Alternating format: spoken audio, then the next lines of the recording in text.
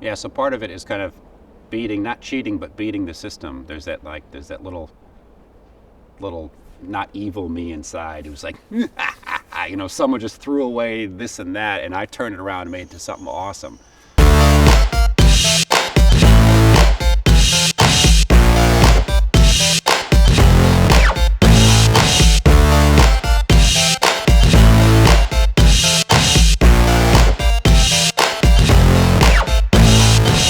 My name's Derek Diedricksen, and I build tiny shelters. I'm the author of a book, and I run a blog, relaxshacks.com, on microarchitecture. Originally, I kind of was building this. What I had in mind was, in a little anti-cubicle micro office space where I could work at my blog too, bring it outside. Instead of working inside, like I have a little office in my basement with no windows, which is not too conducive to creativity. So when the weather's good, or even in the winter when it's sunny out, I'll go in these little cabins I build just to work on my blog, and kind of, I write about tiny housing and design, so it's more inspiring to be in one when I'm trying to scheme up ideas. And a lot of people don't realize this is actually a front-loading washing machine window, an old washing machine I had that died. And I saved this window. I'm like, oh, they make a great freebie window. My father was a shop teacher, woodworking teacher, metalworking, woodworking, automotive, all that kind of stuff. So growing up, I learned, a lot by just watching him. But we also had a really decent and stock woodworking shop in our basement. So when I put this in here, I'm like, it kind of looks like an eye. So I had a scrap of plywood left over from the curve I cut here. I have a 4x8 sheet, a 4x4 sheet. So I saved the scrap and just drew a mouth on it and became this face.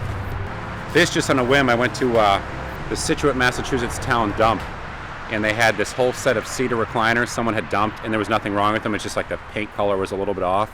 So the base of this underneath is actually a cedar deck recliner that I reinforced.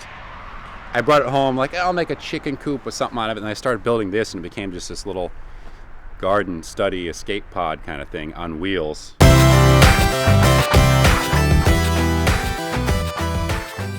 Lester Walker wrote a book called Tiny Tiny Houses. My father gave me that for my birthday, the year the book came out, the hardcover version, and I just devoured that book.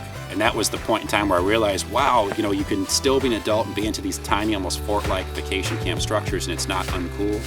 I just built it when the New York Times came over. It was in my front yard, which makes for some interesting rubbernecking as people drive by, because I live right near an elementary school. People always slowing down, or asking, what the heck is that? That, one side of it looks like a dinosaur or a fish head. But she asked me the name of it, and for the article, I just built it. I didn't have a name, so at the top of my head, I'm like, the $100 homeless hut. Because that was the original intent, to make a little shelter I could build for about $100. Yeah, I think what a lot of people don't understand, to a certain extent, what I build it's sculpture meets shelter. And that's just me having fun with it. You can build a tiny shelter that's literally a shipping crate with one window punched into it.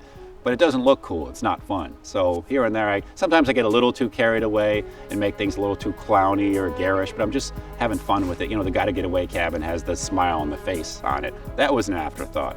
So some critics here, those are too small, you could never use those.